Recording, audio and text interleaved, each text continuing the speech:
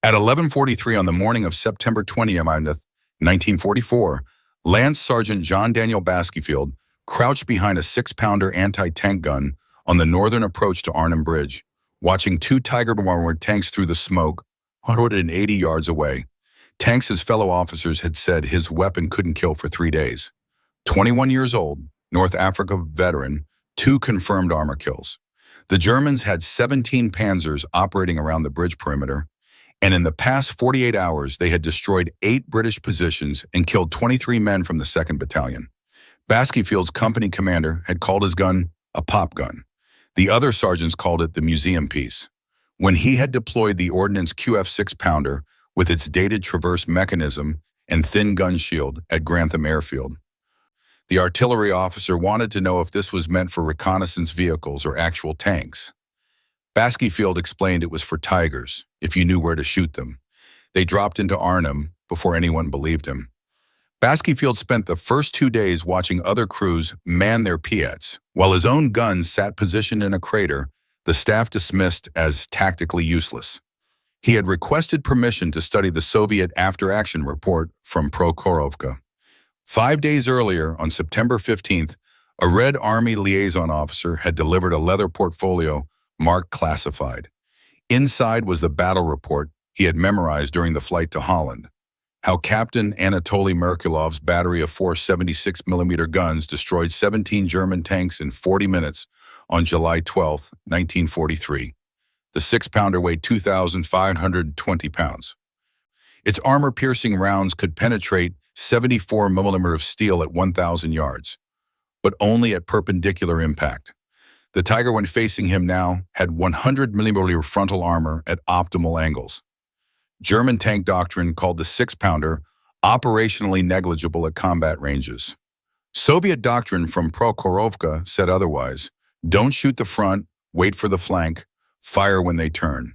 Merkulov's guns fired 340 rounds in 40 minutes. Baskyfield had 63 rounds remaining, 2 Tigers closing distance, in the same institutional contempt that nearly cost the Red Army the Kursk salient. The difference between a pop gun and a tank killer, he knew from that leather portfolio, wasn't the weapon. It was the man who refused to leave it. Please like, share, and subscribe to this channel for more WWII stories. The briefing tent smelled like canvas and cigarette smoke, and the particular anxiety that comes before airborne operations. Baskyfield sat in the 3rd row, wedged between Lieutenant Clemenson and a captain from the glider pilot regiment, whose name he hadn't caught. The maps on the easel showed Arnhem Bridge in red grease pencil, drop zones marked with circles that looked far too small, and German positions that looked far too close. Major Blackwood was explaining timing when the tent flap opened and a Soviet officer walked in. Captain's insignia, Red Army summer tunic, a face that had seen more than staff briefings. He carried a leather portfolio under one arm and moved like a man who'd learned to walk quietly near the front. "Gentlemen, this is Captain Volkov. Liaison from our Soviet allies," Blackwood said, with the tone of a man introducing an uninvited guest. He has intelligence on German anti-tank doctrine that High Command believes may be relevant to Market Garden. Volkov's English was accented but precise. He opened the portfolio and pinned a photograph to the easel. A hillside in Russia, 4 anti-tank guns in fighting positions, and beyond them the burned hulks of German tanks scattered like broken toys across summer grass. "Prokhorovka, 12th July 1943, Volkov said. Hill 252.2. Captain Merkulov's battery, 4 76mm ZIS-3 guns, held this position for 40 minutes against 2 SS Panzer Corps. German intelligence had assessed these guns as inadequate for modern armored warfare. Merkulov destroyed 17 tanks, 3 Tigers, 8 Panzer IVs, 6 assault guns. Someone in the front row whistled low. Baskyfield leaned forward. "The German after-action report is here." Volkov held up a translated document. They had dismissed the Soviet guns as negligible threats, rated them ineffective against frontal armor at combat ranges. Their tactical assessment prioritized movement and firepower over positioning. They believed obsolete towed guns could not stop modern panzer divisions. "With respect, Captain," Blackwood interrupted, "the Russians use quantity, We use quality. Your tactics work because you have guns to spare. Volkov's expression didn't change. Merkulov had 4 guns. The Germans had 42 tanks in that sector. Is this quantity? It's defensive doctrine, Clemenson muttered beside Baskyfield. We're going on the offensive. Different situation entirely. But Baskyfield was studying the photograph. The gun positions weren't random. They were angled for flank shots, positioned where advancing armor would have to turn to avoid terrain obstacles. The same terrain obstacles British paratroopers would create at Arnhem with rubble and overturned vehicles. How many rounds did they fire? Baskyfield asked. Volkov looked at him for the first time. 340 rounds, average 85 per gun. They achieved 17 kills before German mortars destroyed the battery. Merkulov survived. His crews did not. What was their effective engagement range? Between 180 and 400 meters. They waited for flank exposure. No frontal shots. Blackwood was already moving on, gesturing at the Arnhem maps, talking about drop schedules and rally points. The Soviet officer gathered his documents. But he paused beside Baskyfield on his way out and placed the leather portfolio on the empty chair beside him. The Germans learned this lesson at Prokhorovka, Volkov said quietly. Your officers have not. Perhaps you will. After the briefing ended, Baskyfield opened the portfolio. Inside were battle diagrams, firing angles, technical specifications for the ZIS-3, and a handwritten note in English. The gun dies, the gunner stays. He had 5 days before the drop. He spent them memorizing every diagram. Captain Anatoly Merkulov watched the dust rise 3 kilometers south and knew it was the SS coming. The morning was already hot, the kind of heat that made the metal of the 76mm ZIS-3 gun uncomfortable to touch even in shadow. He had 4 guns positioned along the hillside. Each crew spread 15 meters apart in hasty earthworks they'd scraped out the night before. 16 men total. The German intelligence assessment he'd seen 2 days ago, captured from a dead officer near Belgorod, had called his weapon inadequate for modern anti-tank warfare. The dust was closer now. He could make out shapes through his binoculars, the low profiles of Panzer IVs, the heavier massive Tigers, half-tracks carrying infantry. 2 SS Panzer Corps advancing in parade formation because their reconnaissance had reported this hill lightly defended by obsolete guns. They weren't wrong about the guns being obsolete. They were wrong about what obsolete meant in the hands of men who understood geometry. Hold fire, Merkulov called down the line. Let them commit to the valley. The 1st Panzer IV crested the rise at 400 meters, turret traversing left toward the Soviet positions. Then another. Then 6 more in a wedge formation, Tigers hanging back in overwatch. Beautiful tactical discipline, exactly what the manual prescribed. They would advance to 200 meters, suppress the anti-tank positions with high explosive shells, then roll through with infantry support.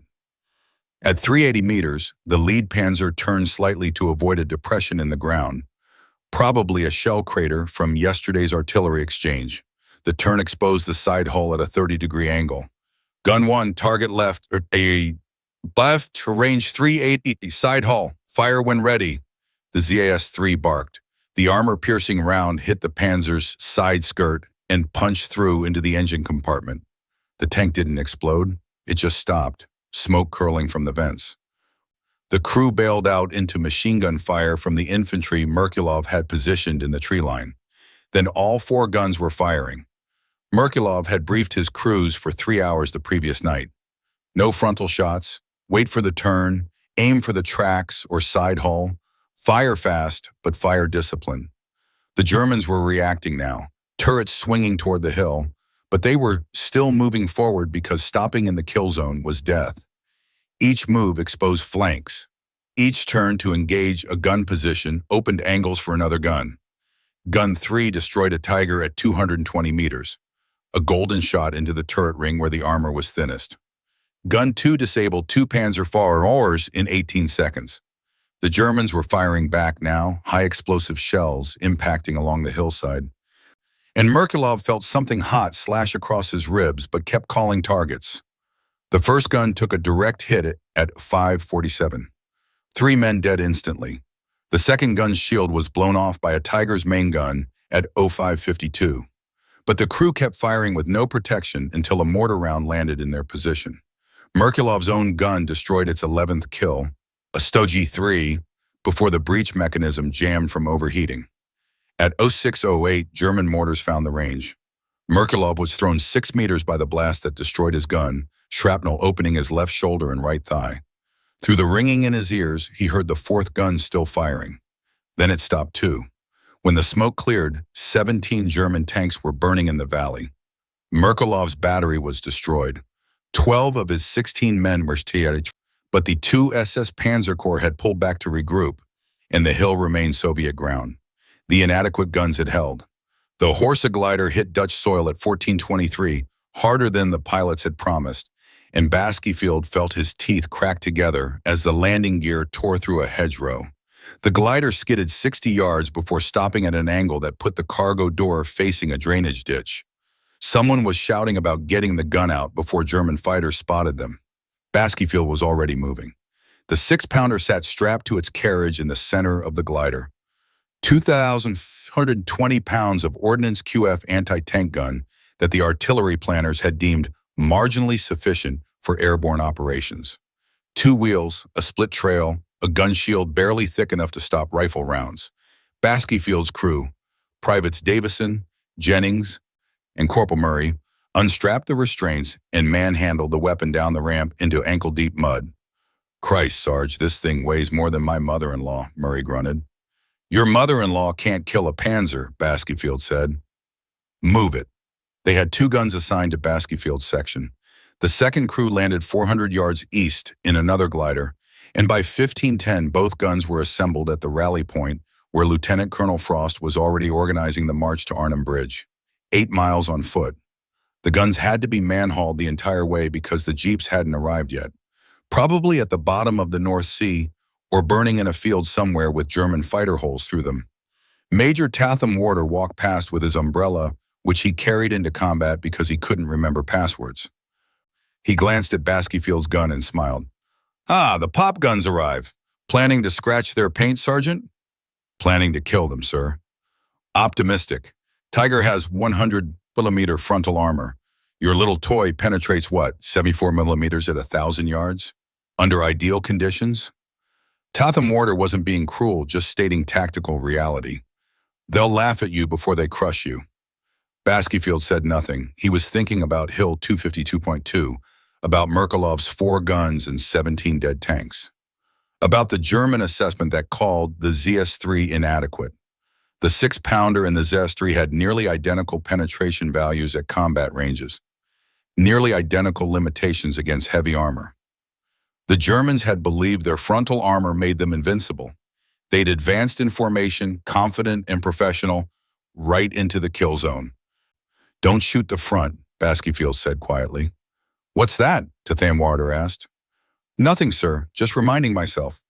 They reached the bridge perimeter by 2040, after dark, footsore, and sweating despite the September chill. Baskyfield positioned his first gun in a shell crater 30 yards from the northern approach, angled southwest with a clear field of fire down the road. The second gun went 40 yards east, covering the flanking avenue. Both positions had limited frontal coverage, deliberately.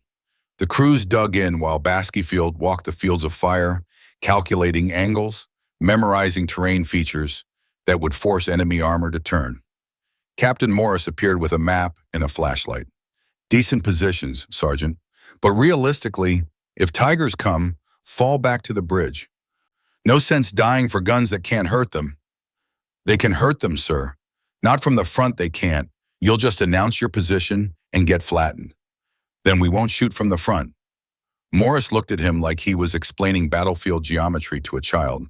"Sergeant, Tigers don't expose their flanks to British anti-tank guns. They know what you're carrying. They'll come straight down the road, and your pop guns will bounce rounds off their glacis plate until they run you over." Baskyfield opened his map case and showed Morris the Prokhorovka diagrams he'd copied. "The Germans thought the same thing at Kursk, sir. Soviet guns, same penetration as ours. 17 kills in 40 minutes. Morris studied the diagrams for 10 seconds, then closed the case. The Russians throw away men like we throw away cigarette butts. We don't operate that way. But Baskyfield had already stopped listening. He was calculating angles and watching the road where the Tigers would come. The Stoogie-3 appeared at 0917, nosing around the corner of a burned-out bakery like a cautious animal testing new territory. Baskyfield had been awake for 26 hours, watching the northern approach through a gap in the rubble wall his crew had built during the night. The assault gun was painted in autumn camouflage, turretless hull low to the ground, 70mm main gun traversing slowly left to right as it scanned for targets. Range, Baskyfield whispered. Corporal Murray had the rangefinder pressed to his eyes, 420 yards, coming straight down the road. Too far. The 6-pounder could penetrate the Stoogie's frontal armor at that range. 80mm thick, angled at 20 degrees, but only in perfect conditions. This wasn't perfect conditions. This was combat with a gun the staff called inadequate and a crew that hadn't slept since the drop. Baskyfield waited. The Stoogie advanced to 380 yards, then 350, grinding forward at walking speed. Baskyfield could see the commander's head in the open hatch, scanning the British positions through binoculars. Behind him, Private Jennings had the armor-piercing round loaded and the breech locked. Private Davison crouched by the traverse wheel, hands ready. At 330 yards, the Stoogie stopped. The commander ducked inside and buttoned up. The gun traversed right toward a building where C Company had established a mortar position. They were going to fire. He's turning, Murray said. The Stoogie pivoted on its tracks to bring the main gun to bear, and the maneuver exposed the right side hull at a 40-degree angle. The side armor was only 30mm thick. Baskyfield had memorized that specification from the recognition charts. He'd also memorized the diagram from Prokhorovka showing Merkelov's second gun destroying a Panzer IV at 380 meters with a side hull shot at 38 degrees. Traverse right, 2 degrees, range 320, side hull below the superstructure. Fire when ready. Davison spun the wheel. The gun swung right. Jennings sighted through the telescope, made a tiny elevation correction, and squeezed the trigger. The 6-pounder roared. The round covered 320 yards in less than a second and punched through the Stoogie's side armor like a nail through tin. The assault gun didn't explode, it just stopped, and smoke began pouring from the engine deck. The crew was cheering. Murray clapped Baskyfield on the shoulder. Jennings was already loading another round, hands shaking with adrenaline. Their first kill, proof that the pop gun could bite. 15 minutes later, Captain Morris appeared in their position with Lieutenant Henderson from battalion staff. They examined the burning Stoogie through binoculars, conferring in low voices. Henderson made notes on a clipboard. "Good shooting, Sergeant," Morris said. "Lucky positioning, that turn. If he'd come straight at you, different story." "Yes, sir." "You had the gun angled for a flank shot. Did you anticipate he'd turn there?" Baskyfield thought about the Prokhorovka diagrams, about how Merkelov had positioned his guns where terrain features forced enemy armor to maneuver, where advancing tanks would have to expose their flanks to avoid obstacles or engage targets. About how the staff officers at Grantham had dismissed it as Russian desperation rather than tactical doctrine. "Just positioning, sir. Like you said, lucky." Henderson finished his notes. "Well, keep it up, but don't count on them making the same mistake twice. Jerry learns fast." They left. Baskyfield watched them go, then pulled the folded Prokhorovka diagrams from inside his tunic. He found the page showing gun positions on Hill 252.2, the careful placement that created overlapping fields of fire and forced enemy armor into geometries they couldn't avoid. He compared it to his own position, to the rubble barriers and shell craters that would channel German tanks into turns and exposure. Merkelov's first gun had destroyed 2 tanks in the opening minutes before the Germans understood what was happening. The element of surprise was gone now. The next attack would be different, more cautious, more violent, more professional. Baskyfield refolded the diagrams and checked his ammunition. 58 rounds remaining. The Tigers came at midday, when the September sun was high enough to burn off the morning mist and turn the smoke from burning buildings into a gray haze that sat over Arnhem like a funeral shroud. Baskyfield heard them before he saw them. the distinctive rumble of Maybach engines, deeper and heavier than the medium tanks, a sound that made riflemen check their escape routes and anti-tank crews recalculate their life expectancy. Two of them, Tiger I heavies, 56 tons each, advancing side by side down the main road with infantry trailing behind at a cautious distance. The lead tank had black crosses freshly painted on the turret sides. Both had their guns elevated slightly, scanning the upper floors of buildings for anti-tank teams with PATs. Murray went pale. Christ, Tigers. I see them. Sarge, we can't. The frontal armor is 100 millimeters. We can't touch them head on. I know. Then we need to fall back. Captain Morris said, we hold position. Baskerville kept his voice level, the same tone he'd used to order tea. Load armor piercing. Traverse left. Prepare to engage on my command. Jennings loaded with hands that weren't quite steady. Davison gripped the traverse wheel but didn't move it yet. The Tigers were at 400 yards now, advancing in perfect interval, commanders visible in their cupolas. Professional. Confident. Why wouldn't they be? British 6-pounders couldn't penetrate Tiger frontal armor at combat ranges. German tank crews knew this. British tank crews knew this. Everyone knew this except, apparently, the Russians at Prokhorovka. At 280 yards, Baskerville could see details. The Zimmerit anti-magnetic paste coating the hull, the track guards, the spare road wheels mounted on the Glossie's plate. The Tiger's frontal armor was 100 mm thick at optimal angles. The 6-pounder's armor-piercing round could penetrate 74 mm at 1,000 yards on under perfect conditions. These weren't perfect conditions, and 100 was more than 74 by any mathematics that mattered. Sarge, Murray started. Wait. At 220 yards, the lead Tiger began to angle right. There was rubble in the road, a collapsed wall from the building the Stoogie had been engaging earlier. The Tiger could have crushed straight through, but the commander chose the tactically sound option. Avoid obstacles that could throw a track or damage running gear. The tank pivoted on its left track, presenting a 45-degree angle. Not yet, Baskerville whispered. He was watching the turret now, watching the ring where the turret joined the hull. That was the weak point Merkulov had exploited at Prokhorovka. Not the thickest frontal armor, not the angled glacis plate, but the turret ring where geometry required thinner steel to allow rotation. Even on a Tiger, the side turret ring was only 82 mm. At 180 yards, the Tiger completed its turn to clear the rubble. For 3 seconds, the right side turret ring was exposed at perpendicular angle to Baskerville's gun. Traverse right, target lead tank, turret ring. Fire now! Davison spun the wheel. The gun swung onto target. Jennings had already sighted. He'd been tracking the Tiger for 30 seconds and fired without hesitation. The 6-pounder cracked. The recoil slammed the trail spades deeper into the dirt.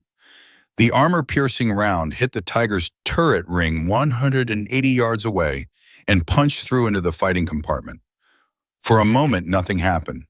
Then smoke vented from every hatch, and the ammunition cooked off with a flat crump that blew the turret 3 feet sideways on its ring. The Tiger stopped moving. Flames appeared in the driver's vision port. The second Tiger's commander saw his lead tank brew up and made the correct decision instantly. Reverse, firing smoke dischargers, break contact. The Tiger backed away at 15 kilometers per hour, laying smoke, and disappeared into the haze within 40 seconds. Murray was staring at the burning Tiger with his mouth open. Jennings was already loading another round with mechanical precision, hands no longer shaking. Davison said, Jesus Christ, Sarge, you killed a Tiger with a pop gun.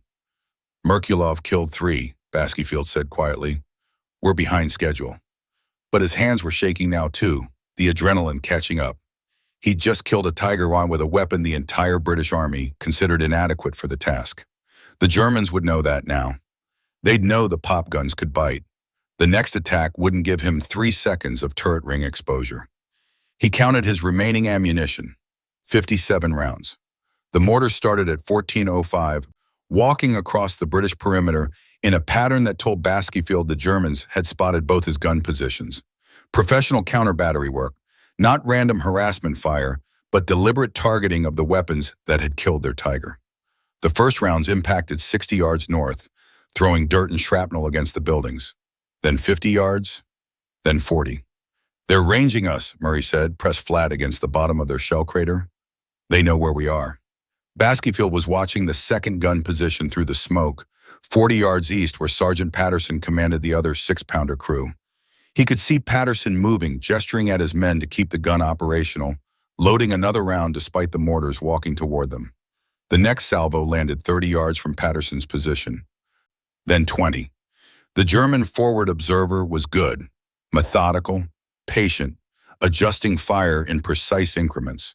Patterson's crew kept working the gun, and Baskyfield felt something cold settle in his stomach because he knew what was coming and couldn't stop it. The mortar round hit Patterson's gun shield at 1412. Direct hit. The explosion obliterated the shield, the gun carriage, and the 3 men crouched behind it. When the smoke cleared, Baskyfield could see twisted metal and scattered equipment and shapes that had been men 30 seconds ago. Private Collins, Patterson's loader, was crawling away from the wreckage with one arm missing below the elbow. He made it 4 yards before another mortar round landed, and he stopped moving. "Second gun is gone," Baskyfield said. His voice sounded distant in his own ears. Clinical. "Davison? Grab the medical kit and get Collins. Murray, Jennings, we're repositioning." They pulled the gun back 15 yards into a deeper shell crater, probably from a German 150 millimeters during the initial bombardment 2 days ago. The crater was 8 feet deep and roughly circular, with a collapsed lip on the southern side that provided a natural firing ramp. Baskyfield positioned the gun facing northwest with 90-degree traverse capability, covering both the main road and the flanking approach. Limited frontal coverage. Maximum fields of fire for flank shots. Davison returned alone, shaking his head. Collins was dead. The mortars had stopped. In the sudden quiet, Baskyfield could hear small arms fire to the south and the diesel rumble of armored vehicles repositioning. The Germans were regrouping for another push, but now they'd eliminated one of his guns and knew the exact location of the second. Standard combined arms doctrine. Mortars kill the anti-tank weapons, then armor exploits the gap. He opened his map case and found the Prokhorovka diagram showing Merkelov's gun positions on Hill 252.2 after the first German artillery barrage. 2 guns destroyed in the initial bombardment. The remaining 2 repositioned into shell craters with overlapping fields of fire, forced to cover wider arcs with half the guns. Merkelov had consolidated his surviving crews and fought from craters exactly like this one. Limited protection, maximum maneuverability, refusing to abandon the position even after losing half his battery. "Sarge, we should fall back to the bridge," Jennings said. "They know where we are. They'll mortar us again. Or send infantry to clear us out.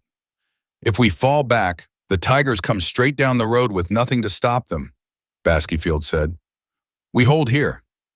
Patterson's dead. His whole crew is dead. That'll be us in 10 minutes. "Maybe." Baskyfield checked the ammunition, 41 rounds remaining, after redistributing what they'd salvaged from Patterson's position. But the Tiger crew saw what happened to their lead tank. "They'll be cautious now, afraid of the pop gun. We use that." Murray was staring at the wreckage of the second gun, at the bodies they couldn't recover under mortar fire. "The Russians at Prokhorovka, how many survived?" 4 men out of 16. "Brilliant odds, Sarge." "They held for 40 minutes and stopped the SS Panzer Corps," Baskyfield said. "We've been here 3 days and killed 1 Tiger. We're not done yet." At 14:30, he heard tank engines again. Multiple vehicles, heavier than Panzer IVs. The afternoon attack was coming, and this time the Germans would do it properly. Infantry to suppress, mortars to pin, armor to destroy. No more mistakes, no more exposed flanks. Baskyfield positioned himself behind the gun and waited. The crater provided 90 degrees of traverse. That would have to be enough. Dawn came gray and cold, and Baskyfield counted his remaining ammunition for the 3rd time, hoping the numbers would somehow change. 18 rounds. They'd fired 23 shells during yesterday's fighting, destroyed a Panzer IV, and damaged 2 half-tracks before the Germans pulled back at dusk. 18 rounds wasn't enough. It wasn't enough for the next attack, wasn't enough for the attack after that, wasn't enough for holding this position until XX Corps arrived from the south like the operational plan promised. "We need more ammunition," he told Murray. "Patterson's position. There were crates there before the mortars hit." Murray looked at him like he'd suggested swimming to England. That's 200 yards across open ground, Sarge. German snipers have been working that sector since midnight. 3 men from C Company tried to reach the aid station an hour ago. 2 didn't make it. Then we go fast and we go smart. Baskyfield checked his Sten gun, confirmed the magazine was seated properly. Jennings, you're on the gun. Anything moves, you shoot it. Davison, you're with me and Murray. We stay low, use the rubble for cover, and we don't stop moving. They went at 0620 when the smoke from overnight fires was thickest. Baskyfield led them through a drainage ditch that ran parallel to the main road, then behind the collapsed bakery where the stoogie had died 2 days ago. The body of the German commander was still in the hatch, burned black. They didn't look at it. A rifle cracked from somewhere northeast. German sniper, maybe 300 yards out. The round sparked off brickwork 8 inches from Murray's head. They dropped flat, waited 30 seconds, then kept moving. Another shot. This one didn't come close. The sniper was firing at movement, not aimed shots. Professional harassment. Patterson's gun position was worse than Baskyfield had imagined. The mortar barrage had scattered equipment across 20 yards, mixed with pieces of men that had been Patterson's crew. The gun itself was destroyed, barrel bent, breech mechanism shattered. But 50 yards beyond it, half buried under sandbags from the collapsed firing position, were 4 wooden crates stenciled with ordnance markings. There, Baskyfield said. Davison, help me with the crates. Murray, watch for snipers. They reached the first crate, and Baskyfield pried it open with his fighting knife. Armor-piercing rounds, 12 per crate, packed in straw. 48 shells total if all 4 crates were full. Enough to keep fighting. That's when Murray said, Sarge, there's someone here.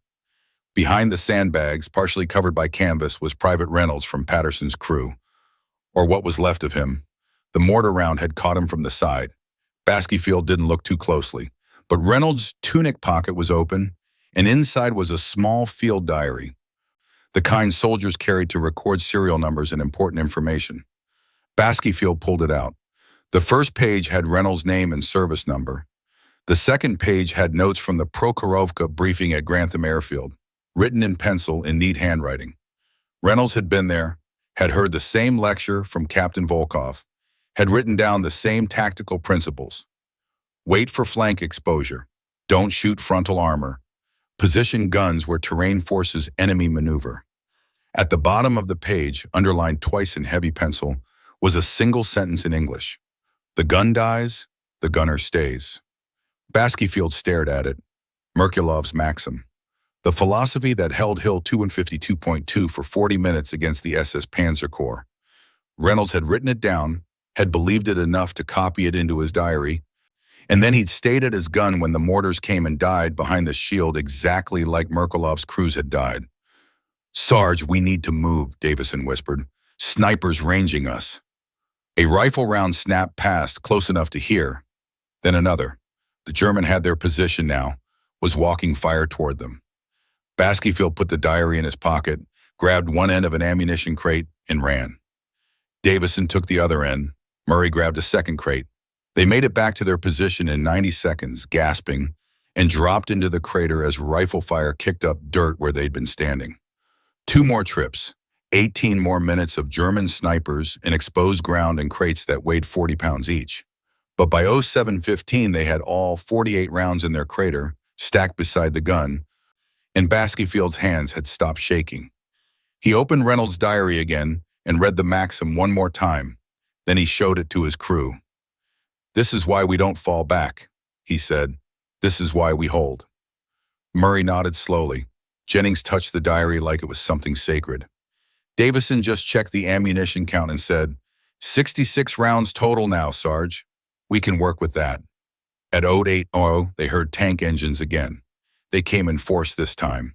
4 Panzer IVs advancing in echelon formation. SS Panzer Grenadiers moving behind them in combat spread, and mortars already falling on the British positions before the tanks even came into view. This was combined arms done properly. Suppression, maneuver, firepower synchronized. The Germans had learned from their mistakes. No more exposed flanks, no more cautious probing. Just overwhelming professional violence. Range 450, Murray called. 4 tanks, Panzer IVs, infantry following. Company strength. Baskyfield watched them through the smoke. The lead panzer was buttoned up tight, commander invisible inside the turret. They'd learned that lesson too. British snipers had killed 3 tank commanders in the past 2 days. The Panzers were advancing behind a rolling mortar barrage that chewed up the ground 50 yards ahead of them, forcing British infantry to keep their heads down.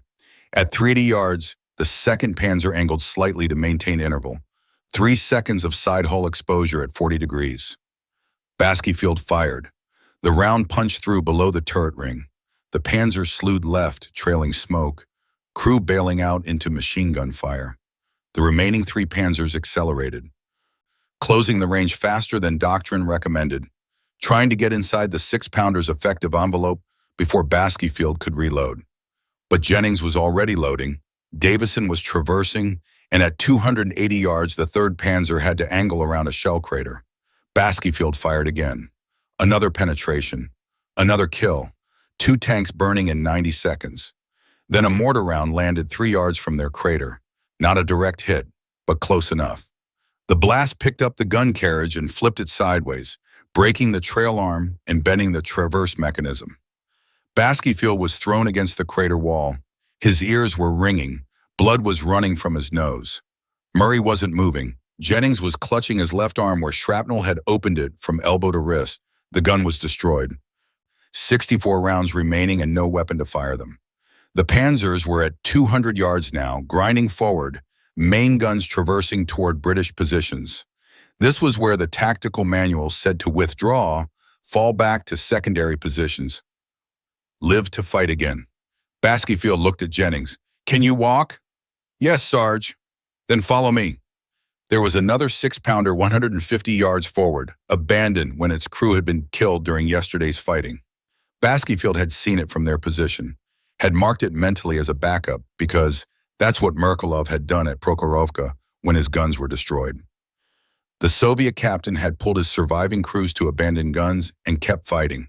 They ran through mortar fire and small arms fire and past burning buildings. The gun was exactly where Baskyfield remembered. Sitting in the open with dead men around it and one wheel blown off but the breech mechanism intact. They manhandled it into position facing the oncoming Panzers. No shield, no cover, just a gun and 2 men, and the principle that you don't leave the weapon while it can still fire. Load, Baskyfield ordered. Jennings loaded with his good arm, blood soaking his sleeve. The nearest Panzer was at 140 yards, turret traversing toward them. The gunner had seen them, was bringing the main gun to bear. Baskyfield sighted on the turret ring, that same weak point he had exploited twice before, and fired first. The Panzer stopped. Smoke vented from the hatches. 3 tanks destroyed. Merkulov had killed 17, but Merkulov had 40 minutes and 4 guns. Baskyfield had 4 days and dying men. He never heard the mortar barrage that killed them. The forward observer must have seen the abandoned gunfire, called in coordinates, adjusted once. Professional work. The salvo landed directly on their position at 1447. Baskyfield died at the gun, Jennings beside him, both men still at their posts. When the smoke cleared, the 2 remaining Panzers had pulled back. The northern approach to Arnhem Bridge remained in British hands. 3 German tanks burned in the street. The pop gun had stopped the breakthrough. Later after the battle, after the surrender, after XX Corps failed to arrive and the 1st Airborne was destroyed, someone would count the empty shell casings around Baskyfield's positions. 47 rounds fired across 4 days. 3 confirmed tank kills, 2 probables, multiple infantry casualties. A Victoria Cross would be awarded posthumously. The citation would mention courage of the highest order and complete disregard for personal safety. It would not mention Prokhorovka. It would not mention Merkulov. It would not mention the leather portfolio or the maxim written in Reynolds' diary. But Captain Volkov, if he survived the war, would read the citation and understand exactly what had happened. The lesson paid for in Soviet blood had not been wasted. Lance Sergeant John Daniel Baskyfield had learned what inadequate meant and what it didn't, and he'd refused to leave his gun until the geometry stopped working. Captain Anatoly Merkulov sat in the spring sunlight, coming through the hospital window, and read the letter 3 times before he believed it. His left shoulder was still bound with dressings from the shell fragment that had nearly killed him outside Berlin in February, his 3rd wound of the war, not counting Prokhorovka. The British liaison officer's handwriting was precise, almost mechanical, the way military men write when describing other military men who've died properly. Lance Sergeant John Daniel Baskyfield, South Staffordshire Regiment, killed in action 21st September 1944 at Arnhem Bridge. Posthumous Victoria Cross for actions commanding a 6-pounder anti-tank gun against superior German armor. 3 confirmed tank kills, including 1 Tiger I. Refused to withdraw when gun was destroyed. Advanced to abandoned weapon under fire. Killed at his post by mortar barrage. The letter included tactical details, firing angles, engagement ranges, crew casualties. It mentioned that Baskyfield had attended a briefing where Soviet anti-tank doctrine from Prokhorovka was presented. It noted that British staff officers had dismissed the 6-pounder as inadequate against German heavy armor. It did not explicitly state that Baskyfield had applied lessons from Hill 252.2, but the liaison officer, a Major Blackwood who'd been at Grantham Airfield, had written carefully around that implication. Merkulov set the letter down and stared at the wall where propaganda posters showed heroic Soviet tank crews crushing fascist invaders. They never showed anti-tank gun crews. Towed guns weren't photogenic. They couldn't advance, couldn't pursue, couldn't exploit breakthroughs. They could only hold ground and kill tanks and die when the mortars found them. He picked up a pen and began writing. His Russian handwriting was better than his English, but he wrote in English anyway because this letter needed to reach England, needed to reach Baskyfield's family, needed to tell them that their son had understood something the generals hadn't. To the family of Lance Sergeant John Daniel Baskyfield, I am Captain Anatoly Merkulov, Red Army, commander of the anti-tank battery that fought at Prokhorovka on the 12th July 1943. A British officer has informed me of your son's death and his Victoria Cross. I write to tell you what the citation cannot. At Prokhorovka, German intelligence called my 76mm guns inadequate for modern warfare. They were correct about the guns and wrong about what that meant. Your son understood this. He knew that adequacy is not in the weapon but in the man who refuses to leave it. We paid the tuition at Prokhorovka. 12 of my 16 men died teaching the Germans that obsolete guns could still kill Tigers if the geometry was correct and the gunner stayed at his post. Lance Sergeant Baskyfield earned the degree. He learned the lesson and applied it perfectly. He killed a Tiger with a weapon his own officers called a pop gun. Then he advanced to another gun when his was destroyed, exactly as I did on Hill 252-2. The Germans believed frontal armor made them invincible. We proved them wrong. Your son proved them wrong again. This is why we fought, not for the adequacy of our weapons, but for the inadequacy of our enemy's assumptions. Tell his crew, if any survived, that they held their ground like Soviet gun crews. Tell his officers that their pop guns stopped the breakthrough because the sergeant understood what we understood. The gun dies. The gunner stays. Your son died at his weapon, fighting to the end. There is no higher honor for a gun crew. My 12 dead men from Prokhorovka would recognize him as a brother. With respect and shared grief, Captain A. Merkulov, Red Army. He sealed the letter and gave it to the hospital administrator to forward through military channels. It never arrived. Cold War tensions were already freezing cooperation between former allies. The letter sat in a filing cabinet in a Moscow ministry building for 46 years, one piece of paper among millions, a connection between 2 battles that official histories would never acknowledge. In 1991, when the Soviet archives opened, a researcher found it. In 1993, it was translated and presented to Baskyfield's surviving niece at a small ceremony in Staffordshire. She was 71 years old, had been 9 when her uncle died, and she cried when she read Merkulov's words about adequacy and geometry and men who refused to leave their guns. The letter hangs now in the South Staffordshire Regiment Museum next to Baskyfield's Victoria Cross citation. 2 documents describing the same truth. That obsolete is a judgment about weapons, not about the men who use them, and that sometimes the inadequate gun in determined hands is enough to stop the breakthrough. On Hill 252.2 in July 1943, 4 guns held for 40 minutes. At Arnhem Bridge in September 1944, 1 gun held for 4 days. Both times the gunners stayed.